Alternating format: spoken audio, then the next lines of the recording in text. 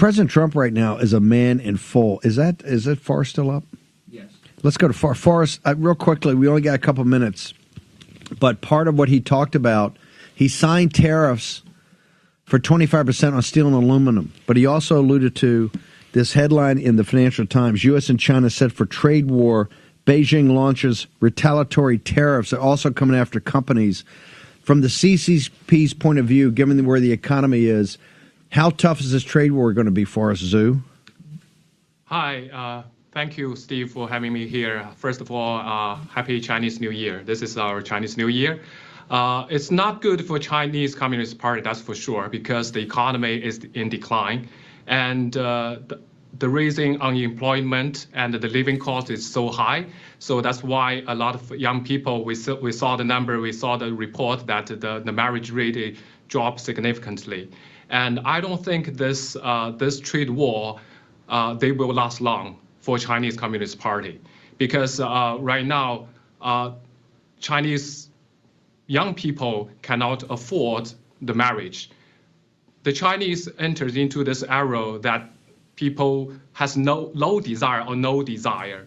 They choose not to marry, not to have children, not to have a house, and not to work, because it's so hard to find a job. The official number for Chinese, from the Chinese official for unemployment rate is 20%. But the real number actually is more than 50%. That tells you how bad the economy is. So that's why I don't think the Chinese Communist Party will last long with this trade war or with this tariff, because with the tariff they add on will make it harder for the Chinese people, for the Chinese business. So they won't last long. And also, I think Mr. Trump's tariff add on the Chinese Communist Party is going to be, in long term, is good for the U.S. people, for the Laobaixing here, because they will bring the manufacturing back and also cut the tie with Chinese Communist Party. Because Chinese Communist Party, using their supply chain, using their so-called marketing to corrupt, to blackmail all the CEOs and companies here in the U.S., they use all the capitals they gain from the U.S. capital market to corrupt officials, CEOs in this country. They also do the propaganda in this country. So that's why I think this action, the tariff adding on to the Chinese Communist Party, is going to be good for both the Chinese people and the US people, because the Chinese people already suffered for 70 years. Now the young generation cannot even afford house in China. Let me give you things in perspective. Imagine you making 100,000 in US dollars, but you have to purchase 3 million to 4 million for 600 square feet apartment in China. That's how much cost for people. It's not sustainable. Wow. People are already aware of that. Wow. There is a saying in China about 6 wallet, because in order to afford one apartment, you have to pay from your own pocket, your wife's pocket, your wife's parents, and your parents. That 6 pocket has to pull in for the down payment in order for you to purchase the apartment.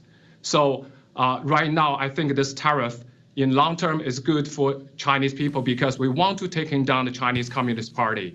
I think to overthrow the Chinese Communist Party, we have to cut all the ties. We talked about this a long time ago, decouple economically, technologically with Chinese Communist Party. That will bring down the Chinese Communist Party.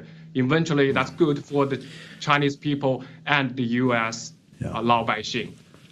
This I think President Trump was talking. Yeah. Yes. President Trump was talking about the retaliatory tariffs.